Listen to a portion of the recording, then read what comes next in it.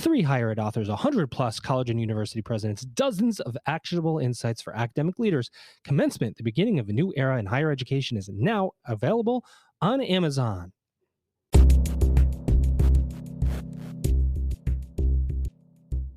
Welcome back, everybody. It's your time to EdUp on the EdUp Experience podcast, where we make education your business. Dr. Joe Salustio back with you here on another episode as we have sailed past now 270,000 downloads of the EdUp Experience podcast. And as you know, we have, I think 10 spin-off podcasts. You can listen basically to any kind of conversation happening in and around higher education, domestically or globally, if you check out the EdUp Experience. I'm really excited to talk to our guest today. He's global, if you will. He's outside the U.S., which is where a lot of our audience is. I'm going to bring him in right now because we've got a lot to talk about. Here he is, ladies and gentlemen.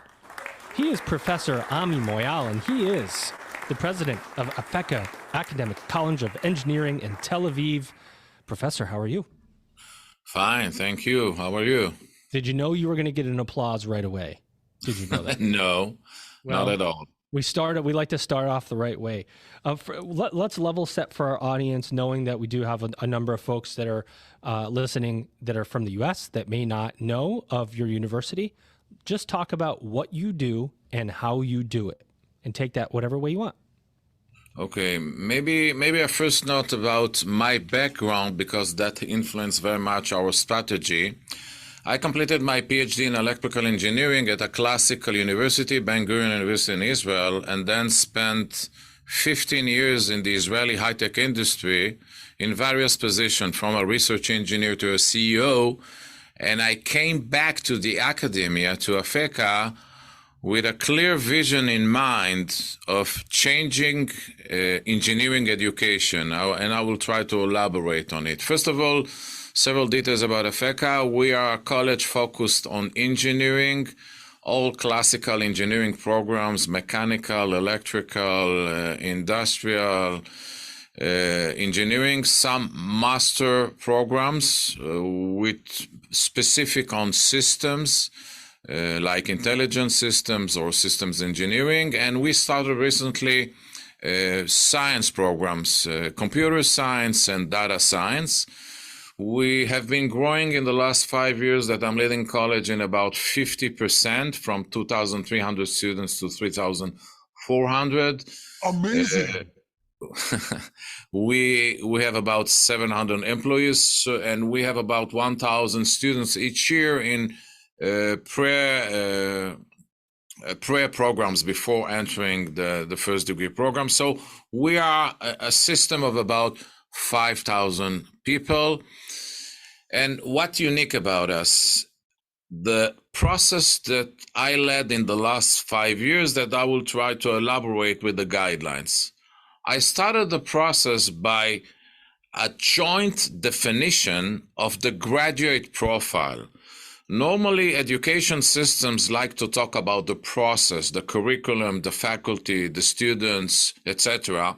But we started by defining the output, and this is something I brought as a CEO of an IT company. It took us about a year to define the graduate profile, which include scientific knowledge, engineering knowledge, skills, 4 skills: multidisciplinary teamwork, self-learning, critical thinking, engineering skills, ethics, languages, Hebrew, English, and software as 3 common languages, and broad knowledge. You cannot be an engineer focused only on math.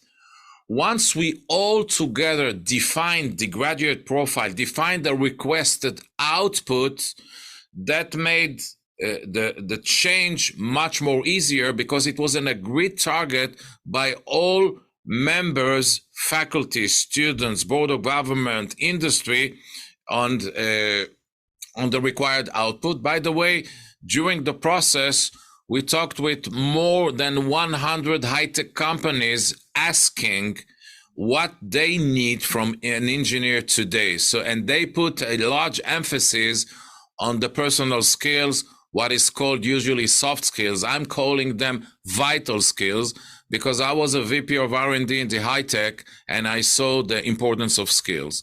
And since then, in the last 4 or 5 years, we're actually transforming the whole educational process in several main paths.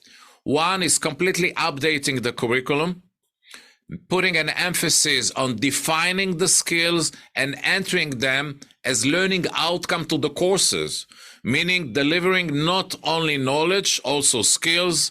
If you want to provide or the students to acquire skill during the course, you must change pedagogy. So there are various kinds of pedagogy at Afeka.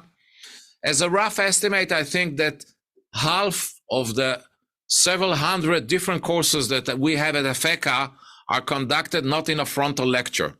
Project-based learning, flipped classes, learning outside, visiting industry, hospitals. We changed the evaluation methods, not only classical exams. We completely renovated the physical layer of the campus. Faculty are sitting not in private offices, in open spaces. Everybody received laptops, and the whole campus looks like a WeWork, like a tech company. Yeah, in high-tech company. I took the small ingredients of the DNA of the high-tech and brought them to Afeka, but I must admit that quite a large number of faculty members at Afeka are coming from the industry. So it was a little bit easier than a traditional university. And we built an ecosystem around us. We developed strong ties with the industry, with hospitals. So in general, one last point, we have developed quite a large activity of extracurricular activity.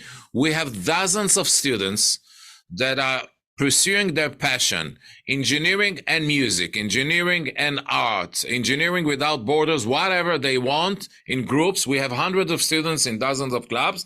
So these are the main ingredients of the path that we are heading in the last 5 years. But the goal is to completely transform the educational process to include a different pedagogy and actually to be an adventure. We are not a college that has a list of courses. It's a complete adventure. It's a journey. These are the terms that I'm using for the 4 years that the students are spending with us, having a nice journey, getting skills and knowledge in order to succeed in the high-tech industry. Epic. I really like what you said around defining this student. You're defining the output and the profile. Was that the first step in redesigning the educational journey? Because if you don't know who you're serving, how do you wrap the rest of the journey around it? Yeah, definitely. By the way, I'm an engineer and a manager. There is something that is called principles of engineering design. The first step in engineering design is formulating the problem. And the problem today is that the industry needs different skills from the engineers, the new engineer that is joining the industry. From the other side, the students that are coming to study at our college are completely different from various aspects. They don't have the patience to sit 8 hours in class and listen to lectures. So definitely defining the required output of the whole educational process was the first step. But we did it all together internally and together with the high-tech industry, because that's an interface between the academia and the industry. They should put their opinion on the table. So that was definitely the first step. And since then, we are targeting the output, but making all changes in light of it. By one last remark, I don't think that there will be a change that will be completed. We are in an era that innovation and change are going to be constant. It's not that you implement the change and sit at your desk for 3 years. We are going to face a complete change the whole way. That's a good point. I was watching a video of you online. Now we're talking about students. One of the things that you said that really stood out to me, and this is an ongoing conversation in the U.S., is student as consumer. And I heard you talk about how it's your belief that the student isn't a consumer, that they're a co-creator, they're a partner. Can you talk about that? Because I will tell you, in the U.S., there is a lot of narrative around student as a consumer because there's so many choices. Talk about you, and especially somebody who comes from tech. You have consumeristic tendencies built into you too because you're selling products or services. How do you take the? Why don't you think students are consumers, and how do you position your services around that concept that the student isn't a consumer, and does that change the way you deal with them? Yeah. Wow. Excellent question, which once you answer it has a lot of implications on the strategy and everyday life in college. Look, I agree with you. I came from the high-tech industry and I developed product, and I was dealing a lot of time with business development, marketing, and sales. And I had customers that I should satisfy, selling them products that fit their needs. But I think that in the academia, it's completely different. The students are admitting or are coming to Afeka with confidence in me and in my faculty and staff that we will prepare them for the job market and assist them to develop themselves. So the responsibility is on us. That's the first point. Secondly, once you define the students as customers, immediately you think of you need to satisfy them. So if they want to study with Zoom and pedagogically you think it's not good, in order to satisfy them, you will shift to Zoom. So I don't think that we need the main criteria is to satisfy the potential customer. I rather think of an academic institute which has several partners: faculty member, administrative member, and students, and in the surrounding, even the alumni. We are all partners of one direction with the main ultimate goal to provide the most relevant and the most updated with the highest level that we can do to our students. And in some point, defining them as customer and fulfilling their request may hurt the academic process and the educational. But at the administrative level, we are fully supporting all administrative needs of the students are fully supported with a lot of we are going forward to them whatever they need and ask, learning spaces, computers, laptop. We're investing a lot, so I have no problem in supporting them on the administrative level, supporting our additional lectures, a lot of consultants that are giving them private consultation, supporting them whatever they need administratively. But with regard to educational process and academic level,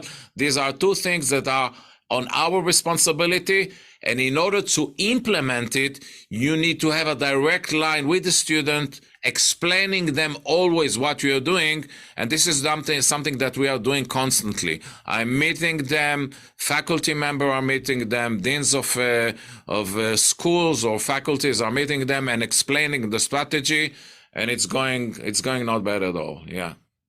You know that the world of higher education is experiencing evolutions and revolutions. You want to be part of the progress. Commencement, the beginning of a new era in higher education with insights from more than 100 college and university presidents, will show you how. Get your copy of Commencement, the beginning of a new era in higher education now on Amazon right away. We think you're going to love it. It's amazing. That's great. So talk to me about your student body a little bit. Are you a domestic to Israel? You're getting mostly Israeli students. Do you have students taking online courses on ground? Do you have hybrid? Talk about your educational makeup, as it were. I'll start from the hybrid model because that dictates moving forward.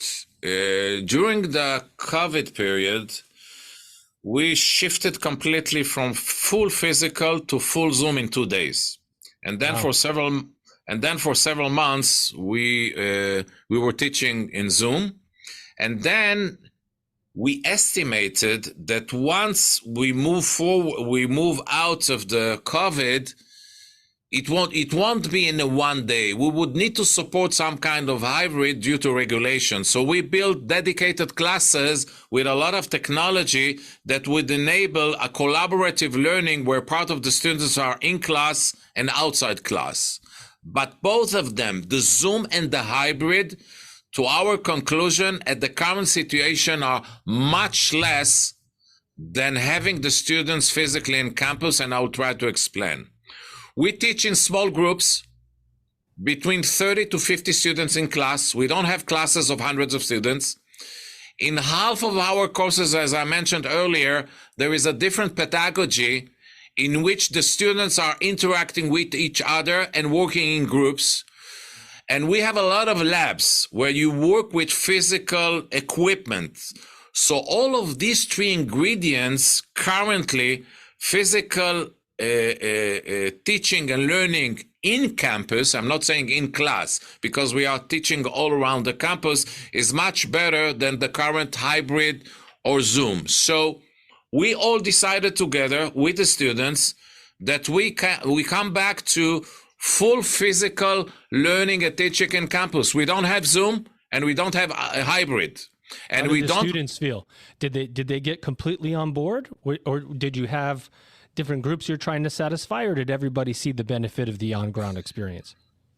It's, first of all, we are currently teaching and learning for the full year only physical, okay?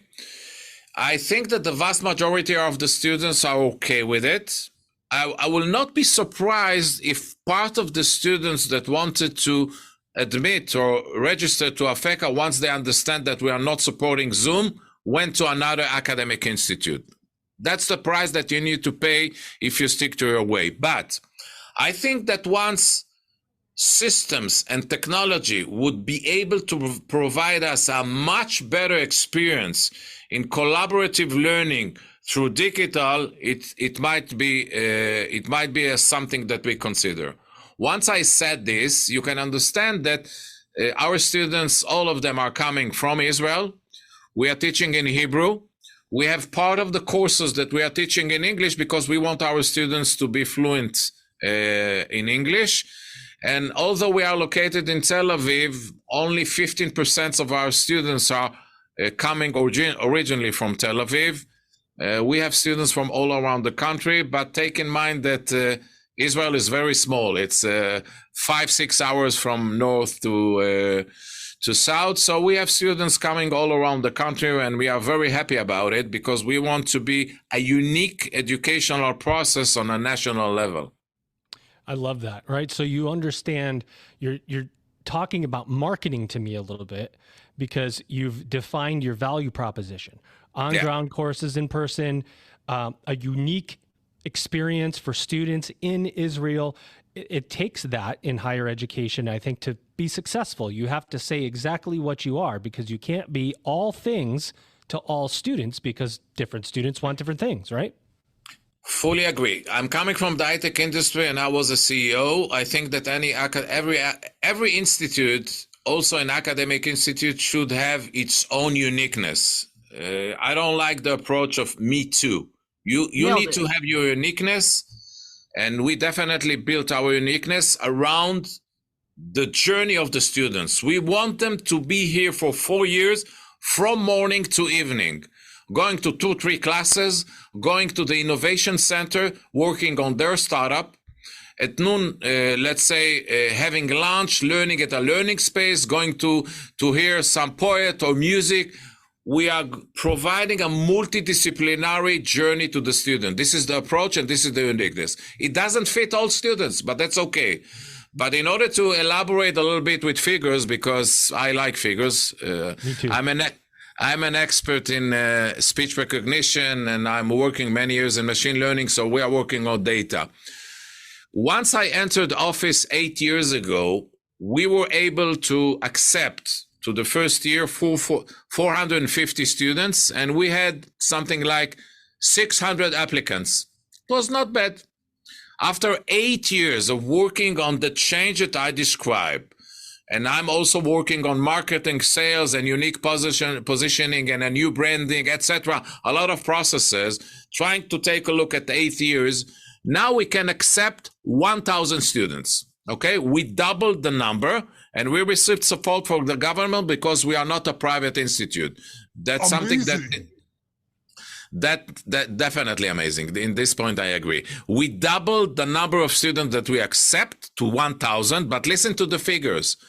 12,000 people has approached Afeka, and 2,500 of them are excellent, are fully standing with our admission level, and we needed to choose 1,000 out of the 2,500. So uniqueness, journey, and focus has brought us to this point. And one last remark, we discovered that the main 70%, actually we have figures, 70% of the applicants that are applying to Afeka are based on word of mouth. A friend or a family member that has a good experience at Afeka and is highly recommending his colleagues or his friends or his family to come to Afeka. It's amazing. You know, you talked really briefly, you said something about machine learning. And obviously, as an academic college of engineering, you must be doing something or know something about artificial intelligence and the wave of AI that is here to stay. How are you thinking about artificial intelligence at Afeka through pedagogy, through teaching and learning, through implementation, application, so on? How is it influencing your daily operations? First of all, this is something that I'm talking about for many years. I have a classical lecture that describes why I let the educational process change. Because the world is changing, robots and AI are completely changing the world. The job market will change, and the educational process along with you. and the educational process must change. Also in K to 12. So we are talking a lot about it, and this is the main agenda to the strategic change that we have implemented. Now, practically, first of all, my view, and let's talk about ChatGPT that has the capability of doing the complete work for a student. I don't think that we need to fight it. We cannot fight technology. There are pros and cons, and there are definitely risks with technology, with AI, and with ChatGPT. But in my view, in a proper use of AI technology from the sort of ChatGPT, we need to change the teaching and learning in order to put more focus on skills. And I will try to explain. Currently, students are receiving work to do. They are searching in the web, they are reading different sources, they are integrating the data, they are analyzing it, and they are completing the work alone or with their friends. But now, all the first phases of gathering the data from different sources, arranging it, phrasing it, somebody, the AI or the ChatGPT can give them a very nice draft. And I'm okay with it, because if we will handle it properly, we will ask the students to analyze the data, to implement critical thinking, to say what is true, what is not true, because the system still are providing not an accurate data. That will decrease with time, but still there will be a remaining of a non-accurate data. The student would need more to implement critical thinking, to analyze the data, and in the next level to put his 2 cents to the data, meaning his creativity. So in a global view, I'm not opposing of using it. I'm not fighting technology, but we need to use it in a proper way and to shift learning and teaching to put an emphasis on scales rather than on gathering data. But that's not easy to implement. We have nominated a few weeks ago a special committee at Afeka of faculty members that are now learning together, experiencing together, and by the end of this semester, we'll put their recommendation on the table on how to use tools like ChatGPT during our learning and teaching mechanism. And I guess change will be with time, very fast. In addition to AI, we're using virtual reality and other technologies inside labs or in clubs or in any other parts of the educational process. It's not only in class. Wow. Thank you for that, because I think, if you haven't been familiar with AI and you haven't been tracking it, it seems new. It seems new that over the last 3 months, all of a sudden AI has exposed itself, but it's been running in the background for years, right? We use Google Maps there's all sorts of programs that use AI, but to the general consumer or the general person and the public, they're just experiencing it for the first time and looking at it from a disruptive point of view. But it's not. It's how you use it, right? It's just a self-fulfilling prophecy that comes along with AI. If you think it's going to be disruptive or dangerous, then it will be. If you think it's going to enhance teaching and learning and help you in your daily life, then it will. We have to believe in it, right? So that we embrace it the right way. Yeah, I agree. First of all, I can agree with you. I'm an expert in speech recognition, and I'm working quite a few years on machine learning, AI. I'm coming from the field, and it might be easier. But the main point that happened in the last few weeks is not the technology. The technology exists for several years and is improving on a monthly basis.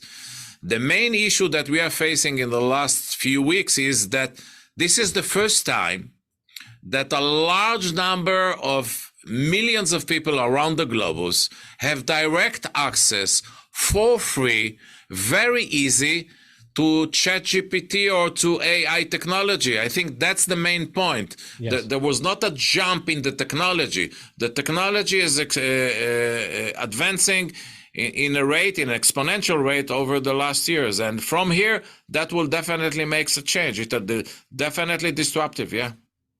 What did we not say today about the College of Engineering, about Afeka? Anything that you want to say? Anything that's coming up? Anywhere you're going? Any works that you're putting out? What's going on that you want to say about the university that you haven't talked about today? And okay, let's start there, and then I'll have one more question for you. First of all, an underlying process is that we are building a completely new campus from scratch. You have the output, you have the educational process, you have the physical layer of learning spaces, but you have the campus. So we are quite lucky that we have the opportunity to move to the southern part of the city in order to flourish the southern part of the city, and I'm doing it together with the mayor of Tel Aviv, Ron Huldai. We in the last 2 years we did fundraising, we completed it, we finished the design, and actually we are starting building the campus in June, and it will be ready in about 3 years. So that's a major milestone, and I think that it's quite a unique opportunity to design a full academic campus from scratch that will fit your innovative educational process. So that's definitely a major milestone, and that campus will enable us to grow to almost 5,000 students. So that's a major milestone for us. Secondly, we want to enlarge our programs, master degree with thesis, and more engineering programs, because we think there's a great value of many engineering programs where all the students are studying together. Actually, our first year, all students are learning together. They need the same math, the same physics, the same computer science courses. So we are going to have more degrees in engineering and have a very nice coverage of the various programs in engineering. So new campus, enlarging the student number, enlarging equivalently the faculty member, and enlarging the programs, and continue changing the educational process in order to provide a journey for the students. Look, when a student tells me that he's studying for his first degree and he is not enjoying the process, I'm telling him, quit, go.